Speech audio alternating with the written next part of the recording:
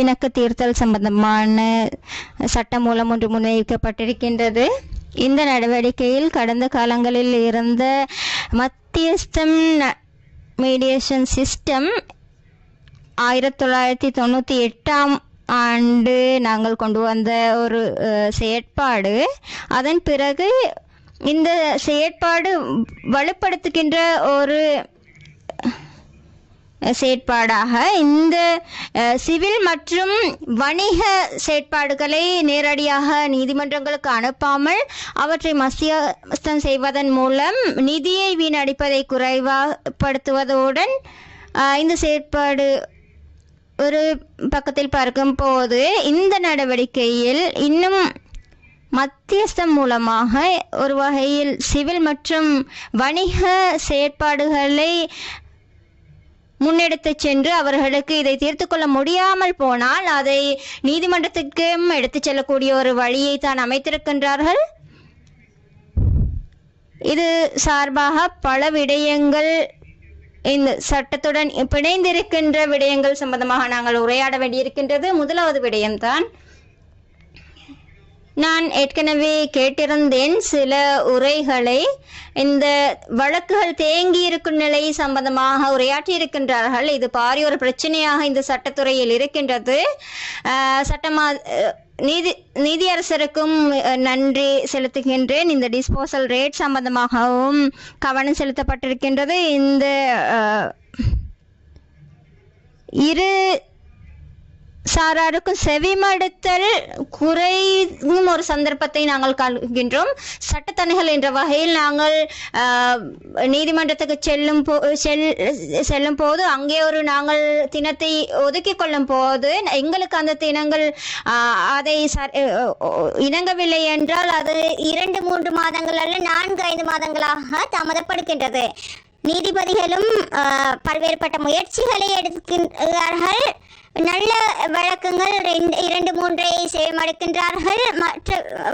அதனால் அவர்கள் செய்கின்ற இந்த தியாகம் விசேடமாக உச்ச நீதிமன்றத்தில் மற்றது மேல்முறையீட்டு நீதிமன்றம், நீதிமன்றம், மாவட்ட நீதிமன்றம், நீதிவான் நீதிமன்றங்களில் பாரிய அளவிலான வழக்குகள் தேங்கி இருந்தாலும் பாரிய அளவில் அவங்க அதை தீர்த்து வைப்பதற்கு முயற்சி எடுக்கின்றார்கள். அந்த அவர்களுடைய அர்ப்பணிப்பு மற்றும் அவர்களுடைய இந்த அர்ப்பணிப்பை நாங்கள் வரவேற்கின்றோம். இந்த டிஸ்போசல் ரேட் சம்பந்தமாக உரையாற்றுவதைப் போலவே அவர்கள் ஒரு அனைவருக்கும் ஏற்றுக்கொள்ளக்கூடிய ஒரு செவிமடுப்பை அவர்களுக்கு சந்தர்ப்பம் வழங்கவில்லை என்றால், அவர்களுடைய விடயங்கள் சம்பந்தமாக அவர்களுக்கு விடயங்களை முன்வைக்க சந்தர்ப்பம் கிடைக்கவில்லை என்றால்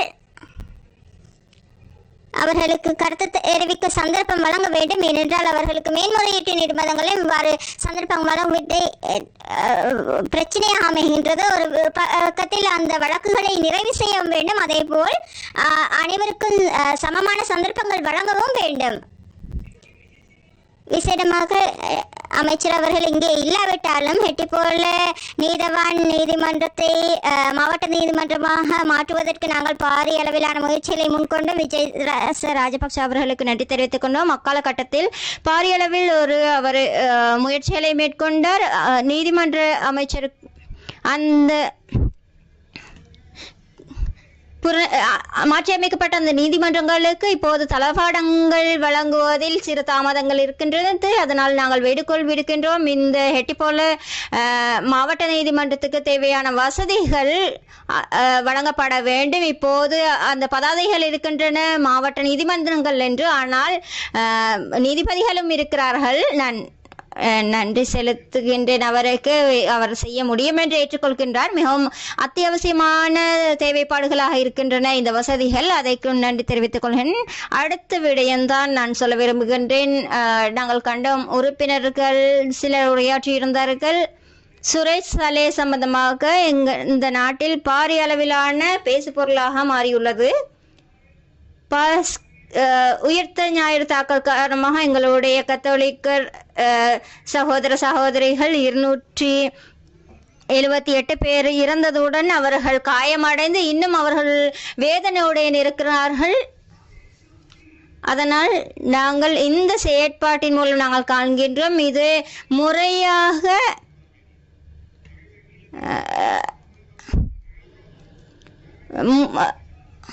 சதிகாரர்களை தேடிக்கொள்வதில் பாரிய ஒரு பிரச்சனை ஏற்பட்டிருக்கின்றது. ஆஸ்திரேலியாவில் சம்பந்தமாக விசாரணை செய்யப்பட்டது.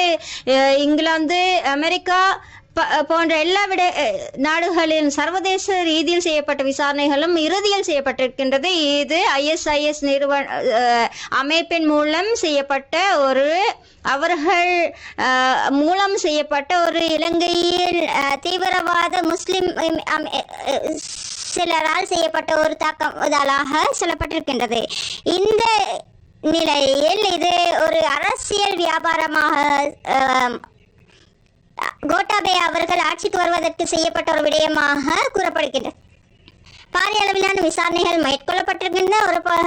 ஒரு பக்கத்தில் ஆட்சிகள் புதிய ஆட்சிகள் உருவாகின்றன, ஆட்சிகள் வீழ்கின்றன.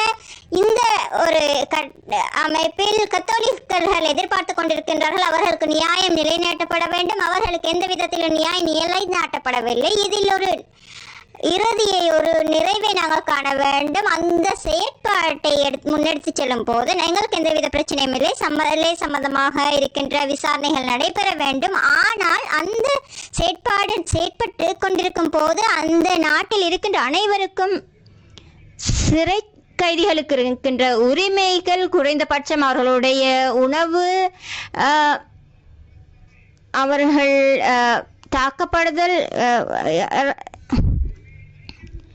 வன்முறைகளிலிருந்து விடுபடுகின்ற உரிமை சம்பந்தமாகவும் கவனம் செலுத்தப்பட வேண்டும். இதுதான் எங்களுடைய வேண்டுகோளாக இருக்கின்றது. அவர்களுக்கு தாக்குதல் நடத்துதல், அவர்களை போன்ற விடயங்களை தடுக்க வேண்டும். இரண்டாவது விடயம் தான் இந்த விசாரணை செய்கின்ற இந்த ரவி சேனவிரத்ன மற்றும் சாணி அபேசேகர அவர்களுடைய அரசியல் தொடர்புகள் சம்பந்தமாக இந்த நாட்டில் உள்ள அனைவருக்கும் தெரியும்.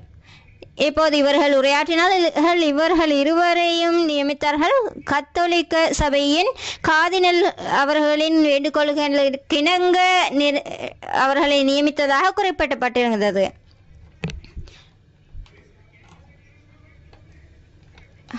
இவர்கள் ஓய்வு பெற்றதன் பிறகு இவர்களுக்கு அரசியலில் ஈடுபடலாம். ஆனால் அவர்கள் ஓய்வு பெற்றவர்களை கொண்டு வந்து புலனாய்வு பிரிவில் பணிப்பாளராக நியமித்ததன் பிறகு அது அரசியல் மயமாக்கப்படுகின்றது. அவ்வாறு தான் நடைபெற்றிருக்கின்றது. வரலாற்றில் ஒரு நாளும் இந்த அரசியல் ஓய்வு பெற்றவர்களை சத்திய கடதாசியின் மூலம் அவர்கள் முழு நேர அரசியலில் ஈடுபடுகின்றேன் என்று கூறிய ஒருவரை புலனாய்வு பிரிவில் ஒரு பணிப்பாளராக எவரும் நியமிக்கவில்லை. இந்த 347 சைகோடு 24 என்பது சம்பந்தமாக பி அறிக்கை ஒன்று முன்வைக்கப்பட்டிருக்கின்றது. இதை முன்வைக்கப்பட்டிருப்பது இதில் மிகவும் தெளிவாக குறிப்பிடப்பட்டிருக்கின்றது. அவருடைய வாக்குமூலம் பதிவு செய்யப்பட்டிருக்கின்றது. கொலை சம்பந்தமாக தொடர்ந்தும் அவர் காரணங்களை முன்வைத்ததன் பிறகு ஒரு கடிதமோ அல்லது 22ஆம் தேதி ரவி சேனவிரத்ன அவர்கள் இதை 22ஆம் தேதி அந்த கடிதத்தை பார்க்கிறார். தாக்குதல் நடந்ததன் பிறகு இதை நான் ஹென்சாடில் சபாபீடத்தில் சமர்ப்பிக்கின்றேன். இந்த ஒவ்வொரு விடயங்களையும் தெளிவாக கூற வேண்டிய அவசியம் இல்லை. இந்த கடிதம் எப்போது வந்திருக்கின்றது? சிரேஷ்ட பிரதி போலீஸ் மா அதிபர் அந்த கடிதத்தில் தனிப்பட்ட உதவியாளராக செயற்பட்ட ரஞ்சித் வெதசிங் அவர்கள் இது சம்பந்தமான கடிதம் 2019 4ஆம் மாதம் 19ஆம் தேதி ரணசிங்க அவர்களால் கொண்டு வரப்பட்ட இந்த கடிதம் இரகசிய கடிதம் என்பதால் சிரேஷ்ட போலீஸ் அதிபர் ரவி சேனரத்ன அவர்களுக்கு கையளித்ததாக, அவர் இல்லாத சந்தர்ப்பத்தில் பெண் உத்தியோகத்தரால் கையடிக்கப்பட்டதாகவும் அந்த பெண் அதிகாரியும் இருக்காத நிலையில் அவருடைய மேசையில் வைக்கப்பட்டதாகவும், அந்த பெண் அதிகாரி வந்ததன் பிறகு அந்த கடிதம் கையளிக்கப்பட்டதாகவும், அந்த கடிதம்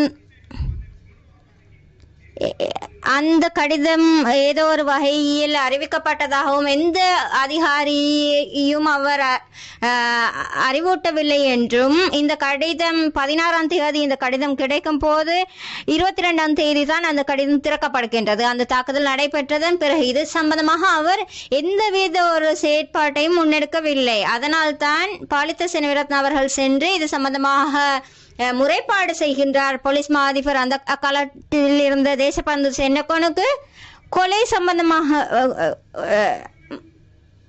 கொலை வழக்கு சம்பந்தமாகவும் அவர்களுடைய கவனையின சம்பந்தமாகவும் வழக்கு தாக்கல் செய்யப்படுகின்றது. அவர்களுக்கு இது சம்பந்தமாக விசாரணை செய்து கைது செய்யக்கூடிய சந்தர்ப்பம் இருந்தும் அவர்கள் செய்யவில்லை என்பது சம்பந்தமாகத்தான் இதில் குறிப்பிடப்பட்டிருக்கின்றது. கைது செய்வதை தடுக்கும் ஒரு உச்சநீதிமன்ற கட்டளை ஒன்றை பெற்றுக்கொள்கிறார்கள். அதன்படிதான் இவர்கள் வெளியேறியிருக்கிறார்கள். அதன்படி இவர்கள் தான் இப்போது இந்த உயிர்த்த ஞாயிறு தாக்குதல் சம்பந்தமான விசாரணைகளை மேற்கொள்கிறார்கள். இது நியாயமானதா? இது சம்பந்தமாக நீங்கள் பதில் வழங்க வேண்டும். இன்று இந்த அனைத்து செயற்பாடுகள் ரவி செனவிரத்ன மட்டுமல்ல, சானி அபேசேகரும் கூறுகிறார். பல்வேறு சந்தர்ப்பங்களில் ரஞ்சன் நாயக்கவின் வாய்ஸ் ரெக்கார்டுகளில் குறிப்பிடப்பட்டிருக்கின்றது. இது தந்தை அறியவில்லை என்றால் அந்த தந்தை அல்ல என்று கூறுகின்றார். இந்த நபர்கள் யார்? இவர்கள் மக்கள் சக்தி கட்சியில் இருந்த இப்ராஹிம் அவர்கள், அவருடைய மகன்மார் இருவரும், தங்களுடைய மகன்மார் இருவரும் தற்கொலை செய்து கொண்ட அவர்களும் மருமகளையும் கொன்று அந்த தனது பிள்ளைகளையும் கொன்றுவிட்டு அந்த கோட்டாபய ராஜபக்ஷவை ஆட்சி கொண்டு வர முயல்வார்களா? அதனால் இது பாரிய ஒரு பிரச்சனையாக காணப்படுகின்றது. தயவு செய்து சுயாதீன விசாரணைகளை மேற்கொள்ளுங்கள். ஏனென்றால் இன்று நியமிக்கப்பட்டிருக்கின்றவர்கள் சம்பந்தமாக விசேட வைத்திய நிபுணர்கள் நியமிக்கப்பட்டிருக்கின்றார்கள். அவருடைய முகநூலில் சென்று பாருங்கள். அவங்களுடைய இராணுவ அதிகாரிகளுக்கு மிகவும் கீழ்த்தரமாக கதைக்கின்ற ஒருவரை தான் ஒரு வைத்திய நிபுணராக நியமித்திருக்கின்றார்கள். நான் விசேடமாக கூறிக்கொள்ள விரும்புகின்றேன். இந்த விடயத்துடன் பாரிய அளவிலான அதற்கு பதில் வழங்குவதை நான் கண்டேன். ஒரு உறுப்பினர் உச்ச நீதிமன்றத்திலும் மேல் நீதிமன்றத்திலும் நீதிபதிகள் நியமிப்பதில்லை.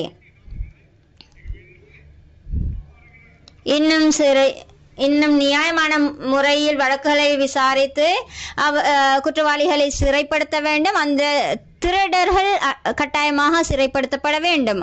ஆனால் இந்த நடைமுறை செல்லும் போது பிரதி சபாநாயகர் அவர்களே, இந்த உச்ச நீதிமன்றம் மேல் நீதிமன்றங்களில் உள்ள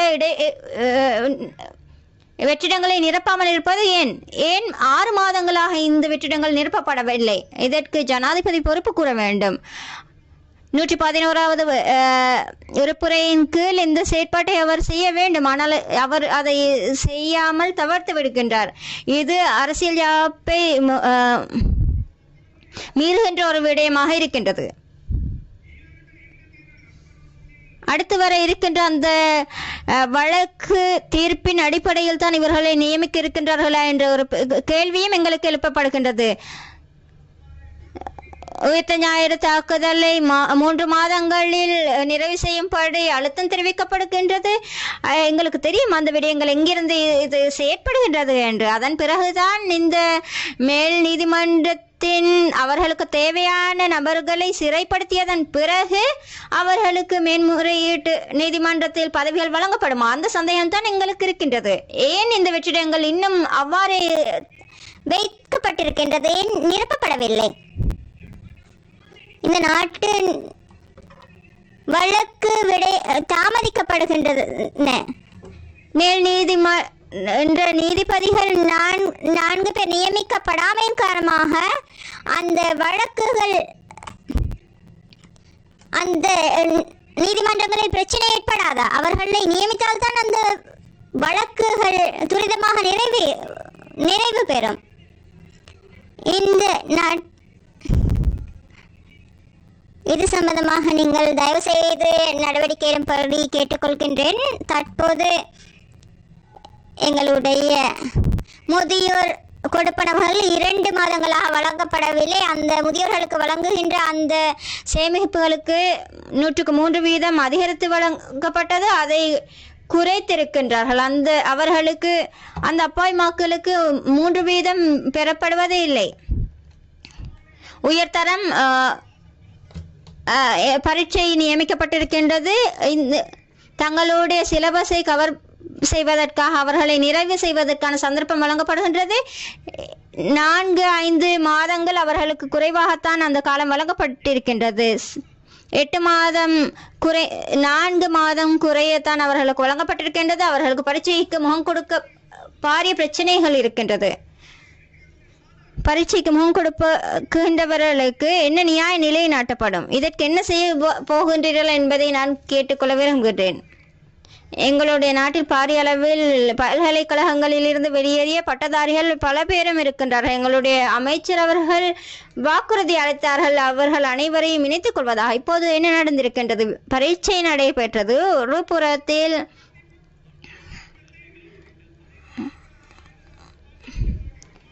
பட்டதாரிகளுக்கு பரீட்சைகள் 2 நடைபெற்றன. இருந்தாலும் 170% எடுக்கின்றார்கள் சமுர்த்தி உத்தியோகத்தர்கள்.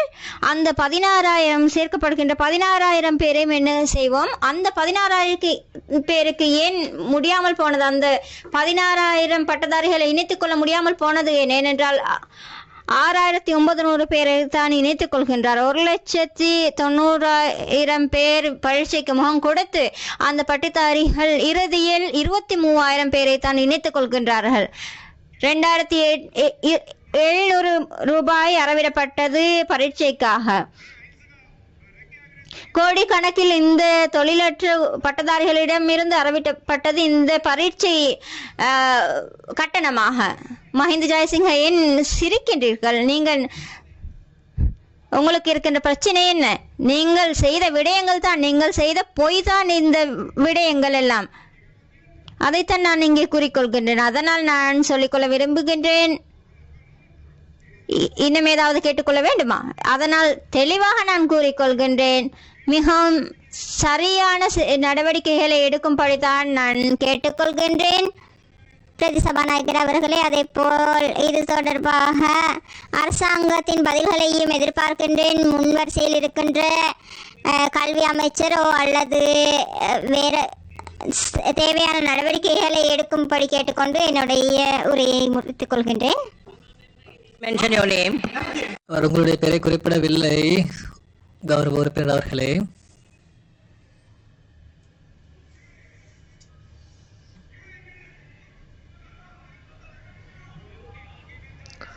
உங்களுக்கு நான் 30 வினாடிகள் தருகிறேன் உறுப்பினர் அவர்களே. உங்களுடைய பெயர் குறிப்பிடப்படவில்லை. இருப்பினும் நீங்கள் தெளிவுபடுத்த விரும்பினில் உங்களுக்கு 30 செகண்ட்ஸ் தருகிறேன். சபாநாயகர் அவர்களே, he has mentioned my name. அவர் என்னுடைய பெயரை குறிப்பிட்டார். நீங்கள் தெளிவுபடுத்தியாக வேண்டும். சபாநாயகர் அவர்களே,